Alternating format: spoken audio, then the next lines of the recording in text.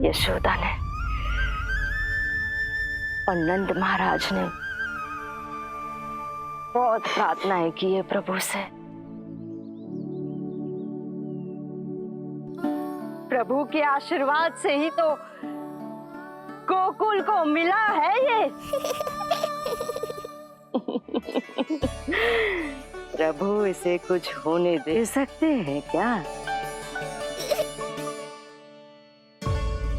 पर राक्षसी इसे अपने साथ लेकर गई थी, तो इसकी शुद्धि करनी पड़ेगी। शुद्धि? और राक्षसी के तन को अग्नि में डालना होगा। आत्मा कितना भी बुरा कर्म क्यों ना कर ले, परमात्मा यही चाहते हैं कि हम अपना कर्तव्य निभाएं। जो तन त्याग चुके हैं उनका अंतिम संस्कार करना जीवित व्यक्तियों का ही कर्तव्य है। बहन योगमाया, एक बार फिर से बचा लिया तुमने।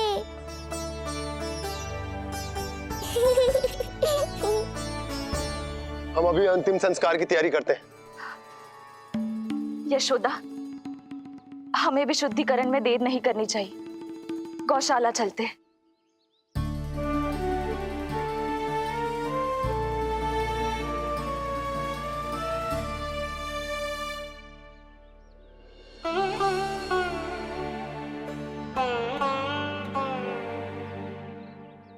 इसका तन बहुत विशाल है, इसके शरीर को खंडित करना होगा, अनेक चिताएं जलानी होगी। आओ सब मिलकर हाथ लगाओ।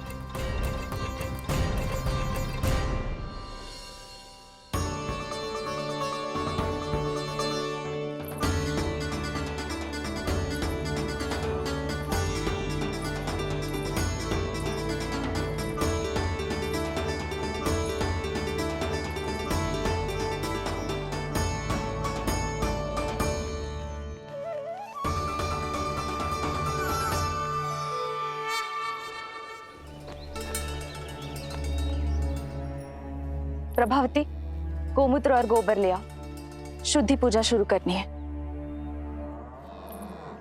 लाओ यशोदा। क्यों चाहिए मेरा लल्ला? सत्य बताना,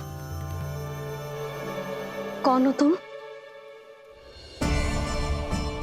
और ये सब कौन है?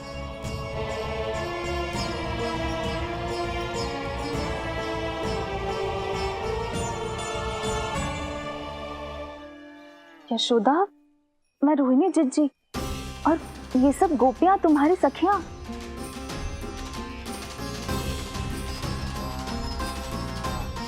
कैसे भरोसा करूं मैं कि आप रोहिणी जिज्जी ही हो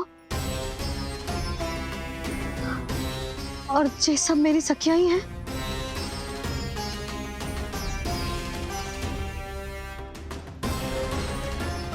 कैसे भरोसा करूं कि आप जो दिख रही हो सत्य में वो ही हो, कोई और ना हो?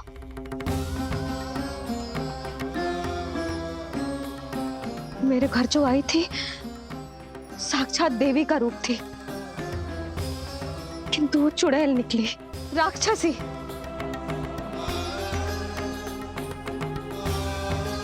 बस अब मुझे किसी पर भरोसा ना करना है।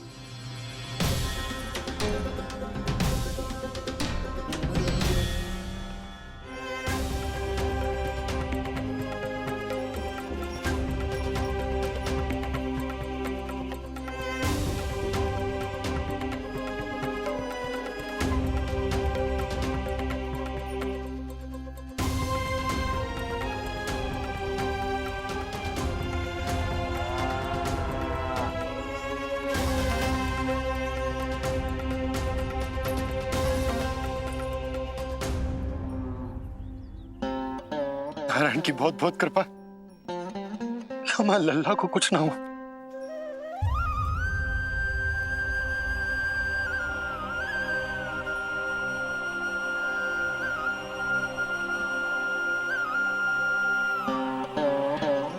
यशोदा, शुद्धि करना आवश्यक है। उसके लिए अपनों पर भरोसा करना ही पड़ेगा। आपको पता भी है यहाँ क्या हुआ है ना? इसीलिए आप तो मत ही बोलो कि मुझे किस पर भरोसा करना है और किस पर ना।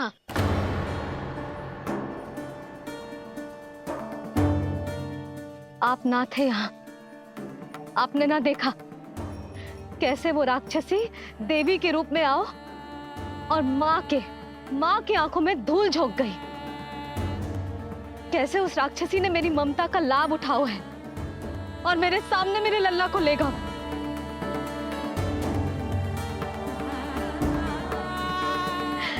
ये सब आपने ना देखा क्योंकि आप यहाँ थे ही ना।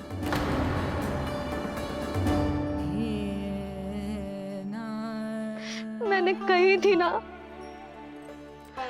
मुझे आभास हो रहा है, मत जाओ। किंतु आपने क्या कही? चिंता ना करो जसोदा, अब देखो क्या होगा। उस नरभक्षी, उस राक्षसी ने मेरे लल्ला।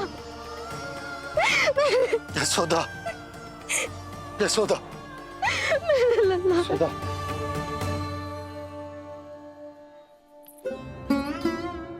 यशोदा, नारायण की कृपा से कुछ नहीं हुआ है तुम्हारे लल्ला को। समझने का प्रयास करो। वही तो कर रही हूँ चिच्ची, समझने का प्रयास।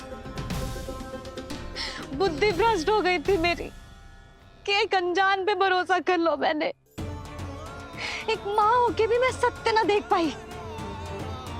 किंतु आप, तुम सब स्वयं को सखिया बताती हो ना मेरी, तुम सबने भी ना देखी, एक बार भी मुझे सचेत ना किया उस राक्षसी के बारे में।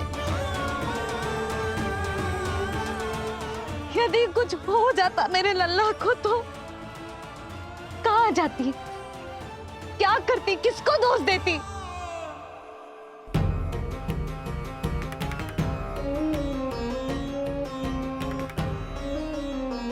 तुमने सत्य कहा यशोदा, ये हम सबका दोष है। हम सब से त्रुटि हुई और हमारे नीलमणि के प्राण संकट में पड़ गए। किसी को दोष देने का कोई लाभ ना है। हमें अपनी त्रुटियों से सीखना होगा।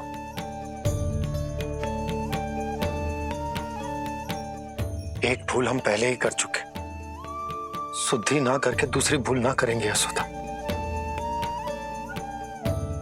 हाँ यशोदा, उस राक्षसी ने हमारे नीलमणि को विष पिलाने का प्रयास किया था। नारायण की कृपा से अब हमारा लल्ला ठीक है, किंतु उसके स्वास्थ्य के लिए शुद्धि पूजा करनी ही होगी। घबराओ मत मैया, अब सुरक्षित हूँ मैं। आते दो।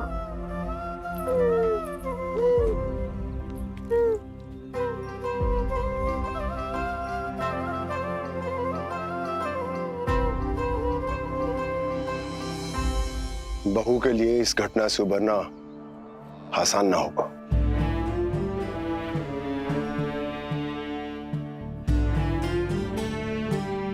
और गोकुलवासी भी इस दुस्वप्न को शीघ्र भुला नहीं पाएंगे। बहुत भयभीत है वो। सामान्य मनुष्य के लिए राक्षसों से रक्षा संभव न है, पर प्रभु ने कर दी। अब साहस भी वही देंगे।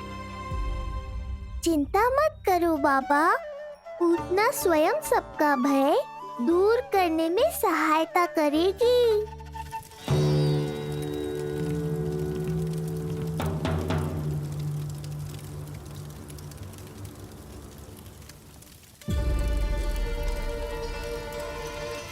ये सुगंध कैसी है?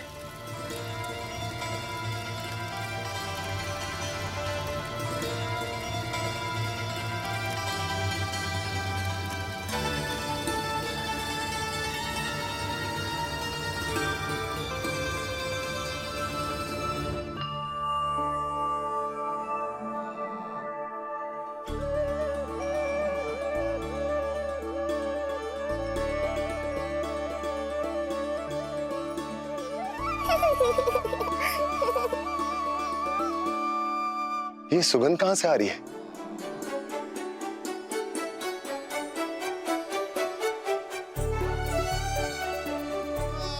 मन में जैसे शांति की लहर सी पैदा कर रही है।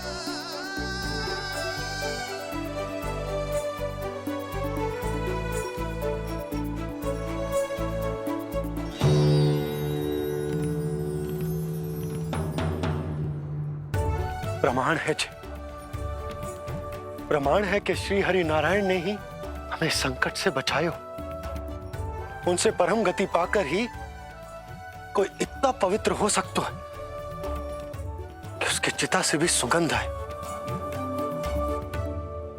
आप सही कह रहे हो बाबा।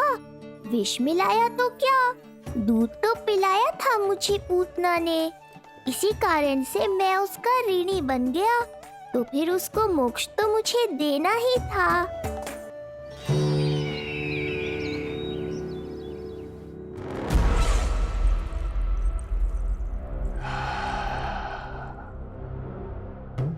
ये कोई साधारण सुगंध नहीं,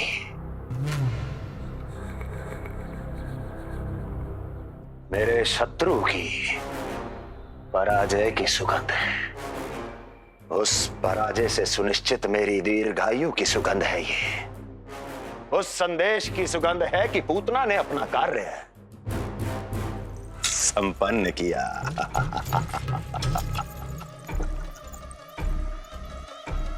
उस विष्णु पर मेरी विजय की सुगंध है ये।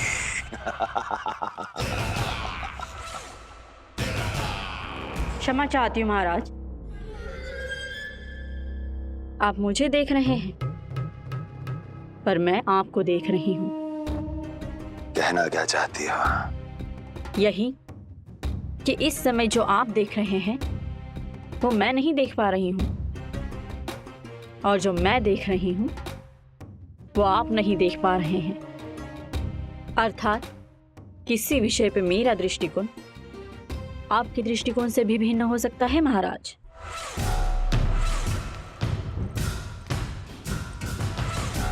पहेलियां बुझाना बंद करो, सीधा सीधा कहो, क्या चल रहा है तुम्हारे मन में? जब तक मैं अपने नेत्रों से प्रमाण नहीं देखूंगी तब तक मैं नहीं मानूंगी कि ये सुगंध आपके विजय की है या पराजय की। प्रमाण? प्रमाण के लिए तुम्हें अधिक प्रतीक्षा नहीं करनी पड़ेगी अस्ति।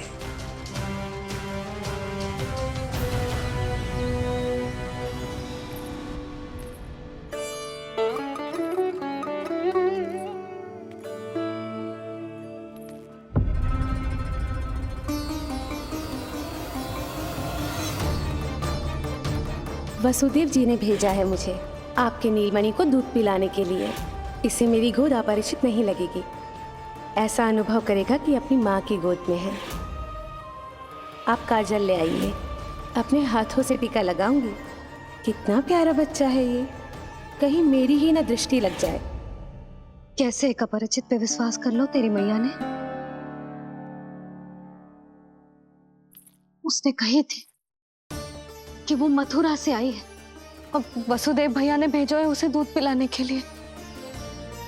इसका तो यही अर्थ है कि उसे पता था कि आप मथुरा में हो और वसुदेव भैया से मिले हो। फिर शक और शंका का प्रश्न ही ना उठता था। नन्हे बालकों को खाने वाली वो राक्षसी कहीं मेरे लल्ला को कुछ। यशोदा, इसमें तुम्हारा दोष ना था। तो फिर किसका था?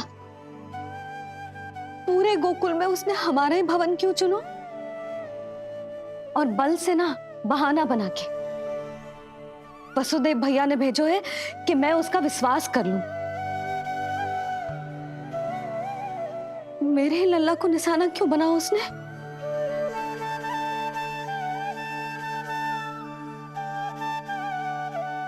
कंस क्रोध में अपना मानसिक संतुलन खो बैठा है। पूतना नाम की अत्यंत भयानक राक्षसी को उन सभी बालकों की हत्या करने का आदेश दिया है जिनका जन्म पिछले 10 दिनों में हुआ है। बोलिए, मेरे लल्ला ने क्या बिगाड़ो था उसका? हाँ, क्या शत्रुता थी उसकी मेरे लल्ला से?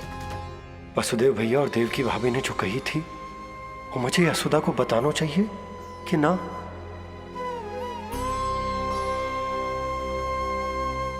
ना ना ना बाबा, बिल्कुल मत बताना। मैया को पता चला तो ये और भयभीत हो जाएंगी। रात दिन केवल मेरी चिंता और रक्षा में ही डूबी रहेंगी। क्या सोचने लगे आप? अवश्य ही आपको कुछ पता है जो आप बता ना रहे। बताइए, बताइए ना। आज तक कुछ ना छुपाया मैंने इससे, फिर आज कैसे? ना ना, मुझे बताना ही चाहिए। लो कर लो बात। अभी अभी तो पूतना के आघात से मैया बाहर आई है, आप फिर एक नया झटका देना चाहते हो? ऐसा मत करो बाबा।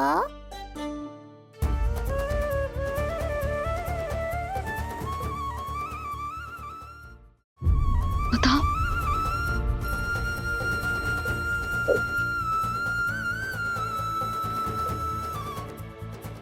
आज जब मैं कंस से मिलो तो उसने अच्छे से मेरा स्वागत करो। अब मुझे ही कुछ करना पड़ेगा।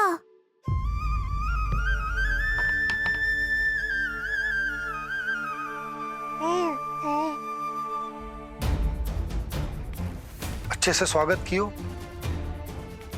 मिठाई भी खाई, सब ठीक तो, पर यहाँ कुछ ठीक नहीं था। अब बस किसी तरह आप विषय बदल दो ताऊ जी। गोकुल के बारे में मेरे मन में कुछ विचार आ रहे हैं। मैं तुमसे उस विषय में चर्चा करना चाहता हूँ। सुनिए, आप लोग वार्तालाप करो। लल्ला को भूख लगी आई होगी। हाँ,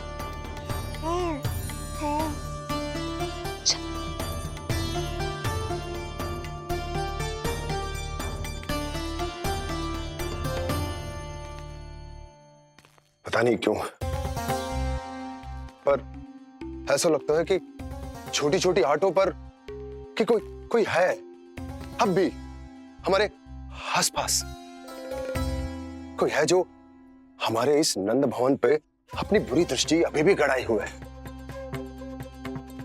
संकट अभी समाप्त ना हुआ है भैया। अब तक तो उसे पता चल गया होगा कि पूतना सफल रही। किसे? कंस को। पूतना शुभ समाचार लाती ही होगी। महाराज की जय हो।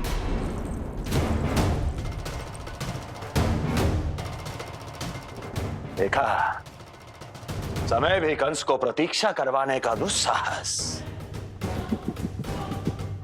नहीं करता। भीतर ले आओ उसे। किसे महाराज? और किसे दुर्जन? पूतना को। क्षमा कीजिएगा महाराज, किंतु वो नहीं रही।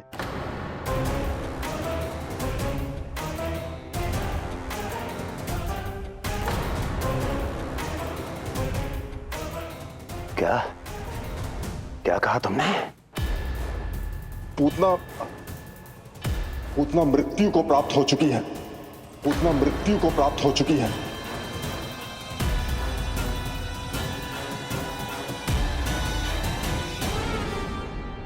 पूतना की मृत्यु के समाचार सुनकर कंस क्रोध की अग्नि में जल उठे को। नन्हे मासूम बालकों की हत्या करने के लिए पूतना को कंस ने भेजे तो इतना निर्दय, इतना स्वार्थी भी कोई हो सके? कंस की क्रूरता की कोई सीमा ना है भैया। इसलिए मुझे तो भय लग रहा है कि पता नहीं कंस आगे क्या करेगा। क्योंकि पूतना की मृत्यु हमारे लल्ला को हमारे भवन में मारने के प्रयास के कारण हुई थी। नंद भवन में? जी महाराज, मृत्यु के पूर्व पूतना नंद भवन ही गई थी। नंद के पुत्र को मारने का प्रयास ही कर रही थी।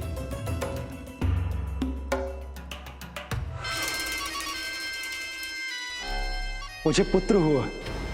कब हुआ तुम्हारे पुत्र का जन्म? बस 7 दिन का हो गया महाराज हमारा लल्ला।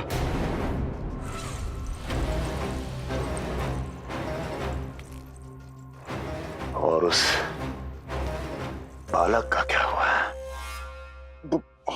बालक, क्षमा कीजिए महाराज, किंतु उसे तो एक खरोंच भी नहीं लगी। वो पूरी तरह सुरक्षित है महाराज। किंतु एक बात और है महाराज, हम जब कई समय से रानी रोहिणी को ढूंढ रहे थे ना, यहां से भागने के पश्चात उन्होंने गोकुल में आश्रय लिया है और उनका 1 वर्ष का पुत्र भी है। पूतना मारी गई नंद के यहाँ। रोहिणी कहाँ है? नंद के यहाँ। नंद का रहस्य तो गहराता ही जा रहा है महाराज। नंद का रहस्य तो गहराता ही जा रहा है महाराज। नंद का रहस्य तो गहराता ही जा रहा है महाराज।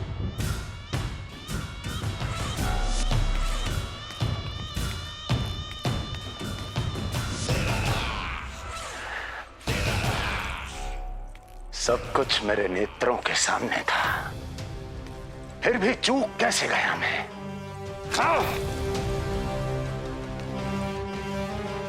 पहले ही समझ जाना चाहिए था। यदि वसुदेव किसी पर स्वयं से अधिक विश्वास कर सकता है तो वो नंद ही है। तो क्या वसुदेव और देवकी ने नंद के साथ मिलकर आपके विरुद्ध कोई षड्यंत्र किया है? कहीं ऐसा तो नहीं कि उस बंदी गृह में कुछ ऐसा हुआ हो जो आपकी जानकारी के बाहर हो महाराज। मुझे तो लगता है महाराज कि आपकी बहन और आपके बहनोई दोनों ही आपके शत्रु विष्णु के साथ मिले हुए हैं। प्रारंभ से ही मुझे मूर्ख बनाया दोनों ने। मैंने तो उन्हें जीवन दान दिया और क्या किया उन्होंने मेरे साथ? धोखा।